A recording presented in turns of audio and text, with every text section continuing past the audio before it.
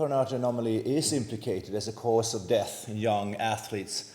There has been figures like this coming from the American figures from Maron, saying that 17% of deaths in young people could be attributed to coronary anomaly, and it could be even higher.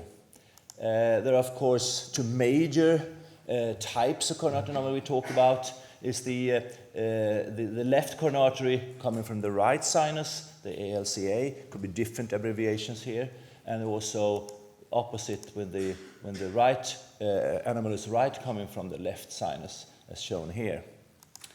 And how common is this? And this has been a debate before, how common is this in normal population, because the first prevalence figures came from selected populations. But I would like to point to the two lowest here, coming from Angelini in Texas, and also from our study in Gothenburg of middle-aged people. That is seems to be around 0.4%. And it's not just young, it's also prevalent in the middle age, up to 0.4%. And the symptoms, exercise-related is the main symptoms, and highlighting chest pain. Of course, you should be aware, a young athlete complaining of exercise-related chest pain, the presence of coronary anomaly, you have to think about that. And I also would like to highlight syncope here. And the key is the exercise relation. And just to highlight, this is a Turkish study showing that there was 2 cases of people having exercise-related syncope, and the reason for that turned out to be coronary anomaly. So think about that also in syncope. So is it dangerous then? I mean, I think we can clearly say that there's a strong association between coronary anomaly and exercise-related death. And one of the strongest studies is from Eckhart and friends, looking at the 25-year military data from the US, saying that it was 483 times more prevalent, the coronary anomaly, in exercise-related death in militaries compared to others. And the peak of these were 18 years of age. So this really highlighted the risk of coronary anomaly.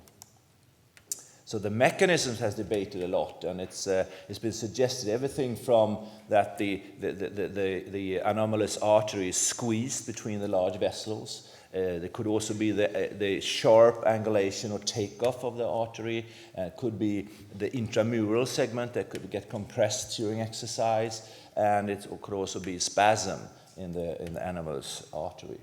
And these are all theoretical explanations of the possible development of ischemia during exercise and then arrhythmias, which would be the fatal cause of event. So this is a study showing the coronary spasm as a mechanism, and this was there was no symptoms and no ischemia on regular stress test, but agotamine provocative testing could show that there was severe spasm in the right coronary artery here in somebody with ALCA. So then comes the question, is it more dangerous to have an anomalous left than an anomalous right? And this is a study from Finocchiaro, very impressive from this year actually, 5,100 consecutive deaths, and 30 of those had coronary anomaly. And then the anomalous left was more frequent in exercise-related death, 8 out of 11 of these cases, compared to 2 out of 11 of the anomalous right had sudden cardiac death. So it seems to be more prevalent and maybe more dangerous than, because there were equally 11 of these cases each, 11 anomalous right and 11 anomalous right in the material. But still, there are some cases with anomalous right associated to death. And other studies and autopsy data from Tiene, 1,200, these were people with congenital heart disease, and 11 of those had coronary anomaly, and 4 out of the 4 with anomalous left had sudden cardiac death, and 3 out of 7 of the anomalous right. So I wouldn't say it's benign to have it to the right, but it seems to be even more dangerous to have the anomalous left. So it's very difficult to risk stratify. We know something, we know a little, but there's not a lot we don't know. It seems to be a higher risk if the anomalous artery passes between the large vessels, and also if it's highly intramural, a long part, so to speak. And it's also been suggested by Angelini and co-workers that you should have IVUS to look at this intramural segment. And another thing is age. Is it less dangerous in the older ones? Because most of the descriptions is in young athletes, and we see very seldom descriptions of sudden cardiac death attributed to coronary artery anomaly in the elderly. But this is an example of one such a case, and there are a few others. This the oldest here, 39-year-old runner, if you call that old, but still it's older than 35, and it's during a half marathon, and this is also anomalous right was attributed to the death here. So is it non-existent in the older, or is it benign? As you can see from the prevalence figures from the Gothenburg SCAPI study, you can see that it is prevalent to the same extent also in middle-aged people.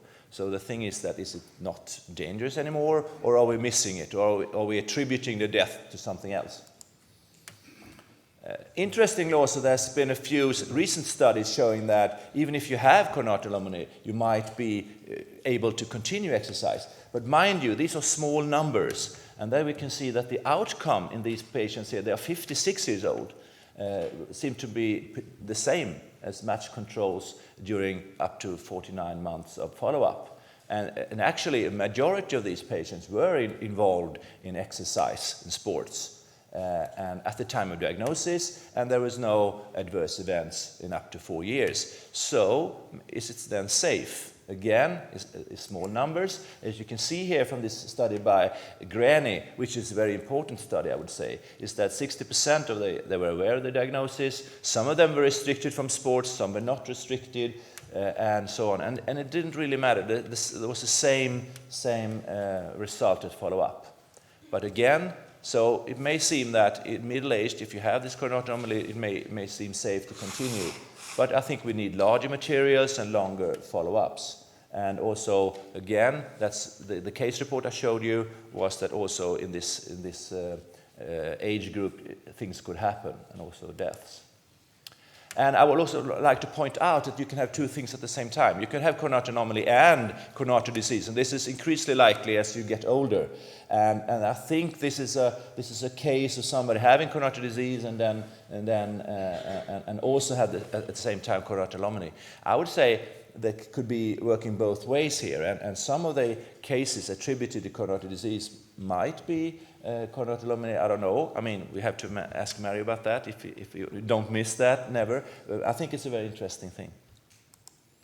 There are recommendations. They came out last year as part of the coronary artery disease section, and because this is also could cause ischemia, so that was put in that paper. So that came out this spring. And unfortunately, there is very little we can say based on evidence. And it's recommended if you have one of the so-called malignant forms that passing through the great arteries and so on, the eligibility for sports is restricted. And if you are surgically corrected, which might be an option in those cases, and you have no arrhythmias, no ischemia, and so on, you might be allowed to go back to sports on an individual basis. And the more benign forms, there is little evidence, but you are in practice more allowed on an individual basis again to continue sports if you don't have these arteries passing between the great vessels. But again, I would like to remind you that after surgery, the risk is not zero. This was a case study that also went through the literature, 325 cases, showing the mortality was 1.5% post-surgical repair. So again, this might be not always the solution. In my country, the surgeons have said sometimes that, yeah, we won't operate because we won't know if the risk is lower afterwards. And this might be different in different surgeons in different countries, I would say.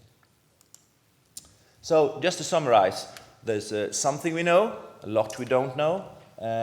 And we do know that exercise is a potential trigger, and more than a potential trigger, I would say. We know there is a strong association, that if you have some of the so-called more severe forms of coronary artery anomaly, sports are restricted in the recommendations, and that is intramural, long intramural segments or interarterial segments passing between the great vessels, especially coming from anomalous left. In Animals Right, I would still say it seems to be more benign, but there is quite a few cases also in that. So I would be cautious in those cases. And in elderly, I would say you probably can be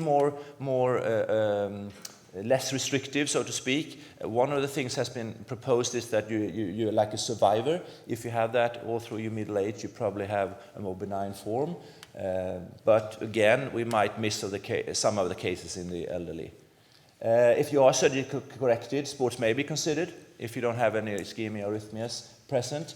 And in other forms, less, because we only talked about the major forms here, are the more benign forms and less common forms, sports is allowed. But you should always, in these cases, when they come from a symptom point of view, that you should assert no arrhythmias, no ischemia, and all that. If you come from a screening point of view, I think it's a little bit different.